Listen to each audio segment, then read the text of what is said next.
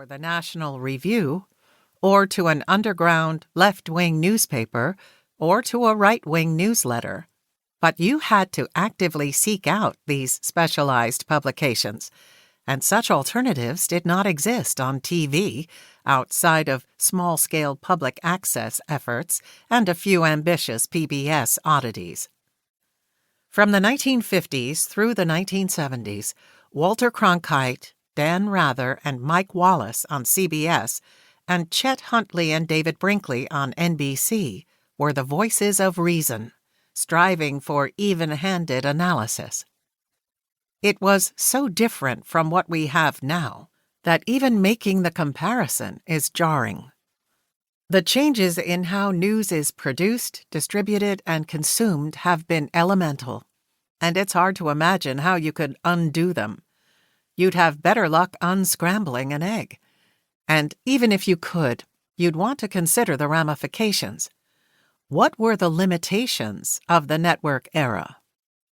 With only 3 networks providing TV news, the gatekeeping was fierce.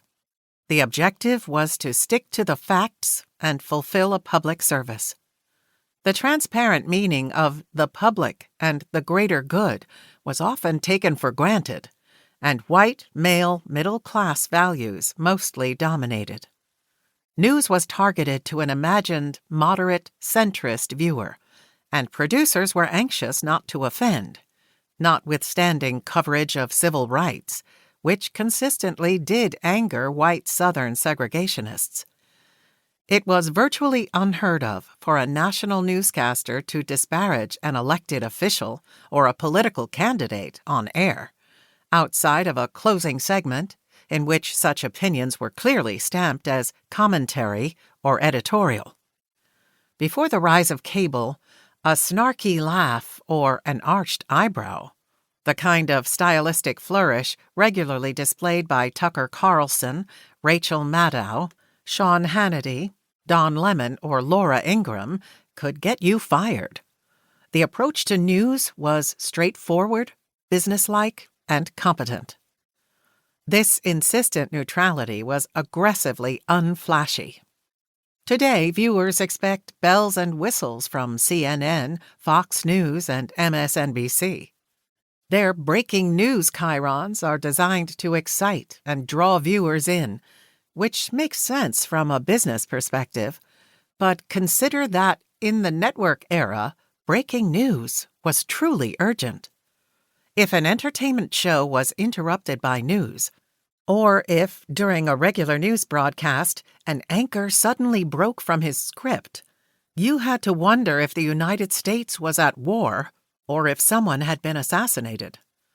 The words, "We interrupt this program," or "this just in," pierced like a shot of adrenaline to the myocardium. By contrast, contemporary TV news is persistently labeled breaking, regardless of the importance of the events reported. A story recycled and commented on throughout an 8-hour rotation hardly seems breaking at all, but this is how cable news outlets operate, to keep viewing interest up and costs down. In the pre-cable era, the evening news ran at first for 15 minutes. Later, starting in 1963, it ran for half an hour. Viewers expected a tidy distillation of facts, a supplement to the local newspaper, and a bit of analysis to make sense of it all. It was a healthy tonic to round off the day, packaged with enough storytelling to not completely bore the viewer. When the networks did long-form coverage, such as a week at a convention or covering a NASA launch, it was hyped as a special event on a par with the World Series. The national news outlets may have seen themselves as performing a civic duty, but this duty had economic stakes. The executives of CBS, NBC, and ABC worried about costs and ratings, and their demands were conveyed to the directors of the news divisions. At the same time, the notion that TV news was a perpetual loss leader was promoted by the networks to convey their benevolence to both the FCC and the public. Yet, as media historians,